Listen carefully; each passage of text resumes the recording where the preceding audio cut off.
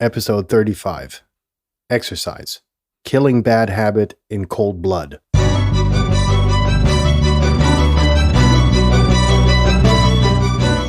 You're listening to the very best podcast in the world on health, wealth, and happiness. Please remember to leave a review and share with all your friends and family. And here is your host, Lars Hilser.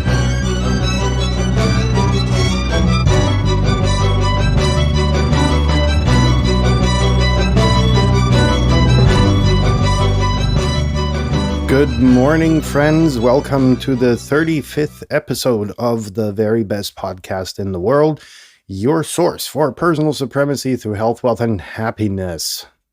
That sounded beautiful. Today is Friday, and Friday is exercise day. Meanwhile, since the first episode, I learned how to correctly spell exercise, which is an advancement only about 5 episodes later, but we're getting there. So today we're going to kill in cold blood as promised yesterday, and we're going to kill bad habits because there's hardly anyone in the world who doesn't have one of them. I think really nobody is perfect to that degree. The problem, however, is that shaking them off is one of the most complicated things to do and takes an enormously significant amount of discipline. I don't know if enormously significant is even correctly put after each other, but I just wanted to outline the sheer amount and mountains and volumes of discipline that one needs to get rid of them. We have to ask ourselves the question, are bad habits necessarily all bad before we get started? And that's really a question that is more difficult than it may appear at first glance. We're going to have to take a step back, though, and shed another light on this issue. Personally, for me, one bad habit has always been to invest significant time into keeping track of statistics. I don't know where that comes from. Could be one of my former lives where I was trained in statistics and the analysis of numbers and drawing conclusions from them. But I did it to a degree where it became, significantly over the top. Let me give you an example. I run multiple websites, and I also monitor the website visitors for several companies that are and or were my clients when I was still actively consulting in the digital strategy realm. This doesn't only go to website visitors, it goes to where did they come from, which sources, were they from social media platforms like Facebook or Twitter, were they organic from other websites and links we had placed on websites around the world, were they through what do you call the dark channels, not necessarily dark, but WhatsApp and so on and so forth. And I would do this to a degree where I would sit down, have a look at them, and 2.5, 3 hours later, we'll be like, damn, where did these 2.5 or 3 hours fucking go? Simply because I got so deep into it and refreshed the page just to see if there were 10 or 15 new visitors in the 5 seconds that had passed. And this was enormously time consuming. And it didn't change anything, but it took a while for me to realize that. And the fact here that we have to outline and really put into focus is mindfulness. And it is the connection between your conscious and your subconscious self, which will allow you to determine what you are actually doing at the present moment. Because for a lot of us, and this is for the same thing for me, before I started really paying attention to what I was doing, was how do you really catch yourself while you are practicing a bad habit? Because a lot of bad habits aren't really that bad. That's what I tried to outline. Crunching numbers for websites is kind of important if you need to generate revenue off of them, for instance, or if you are trying to monitor the success of a marketing campaign.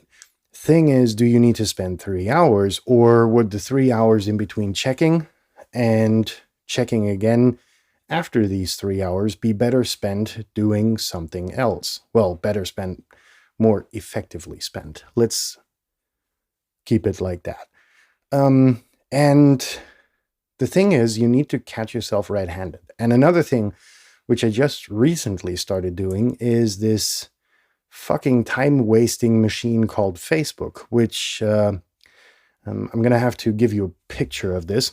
In our living room, we have a door which leads out to the patio. And that's, we have a stand-up table there, like one of these bar tables.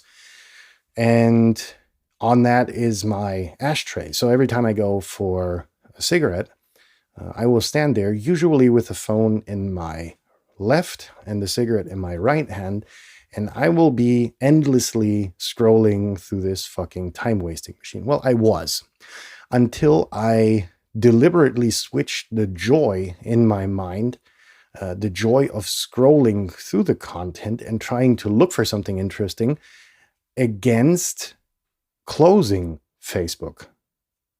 This moment that you actually close the application on your phone, on iPhone, I don't know how it is on Android phones, but on iPhone, it kind of gives you this interesting feeling that it kind of swishes out of the picture, or closes in that sense. And I replaced this scrolling really against, in my mind, replaced the scrolling against this swish of the application closing into oblivion. And that has helped significantly. I've tracked my activity on Facebook. You have this screen time thing, which should be available on both operating systems. And for me, Facebook was taking up a significant amount of time per week, and I killed it. I really, literally killed it to a degree where now my screen time has become about 5% of what it used to be. And that's pretty much the awareness factor. And after you are aware that you're doing something, it's about getting yourself to a degree where you can actually get the fuck rid of it. Get it out of your system, get it out of your daily routines, and replace it with something that is better, for a lack of better words. And now, again, just to really slim it down so that nobody can say I didn't get it. You have a bad habit. For step number one, become aware that it's there, right? That's the first step towards improvement. Once you are aware, try and replace it with something different. Something that is not going to cause you to go into another treadmill, right? Number three is to be mindful of, because you're going to go into relapse. It's inevitably going to happen if it's something that you can't entirely get rid of, right? Like for me, deleting Facebook off the phone would be an idea, but I can't because I'm running multiple pages there, which means that I need to be there in a capacity as a page or group manager. So deleting the app entirely is not an option. But if I'm scrolling it as my private self, I have, looking through all of these shitty videos and trying to find out what type of potato I am. There are actually shitty games like that. It's just, okay, I'm doing this, boom, close the app, swipe up, app is closed, done. And then I resort to, I don't know, usually watching airplanes flying in the sky on another app. It's similarly stupid, but it really is this moment of awareness and this moment of doing something against it that is insanely powerful and can get you out of this situation. And if you're a candidate for relapse situations, sorry, and you can't ban what you're doing entirely out of your life, replace it with something that is, that doesn't take you out of the situation, because that's, for me, that will be, I don't know, extinguishing my cigarette, going somewhere else, washing the dishes or something. That's not what I really want for the situation to happen. However, it's about, I, for instance, took one of my paper journals, started writing down new ideas for the podcast, and so on and so forth. So in that sense, I think I shall leave you with this very grossly simplified strategy of killing bad habits in cold blood. There we go. And wish you a nice and happy weekend. You're going to have the weekend to train killing your habit. And do let me know how you progress. The email, as always, for feedback, criticism, and whatever else you want to share is the very best podcast in the world at gmail.com. Have a successful day if you haven't already. In that case, have a good night. I shall be back with you on Monday when we are going to discuss, I don't know what yet.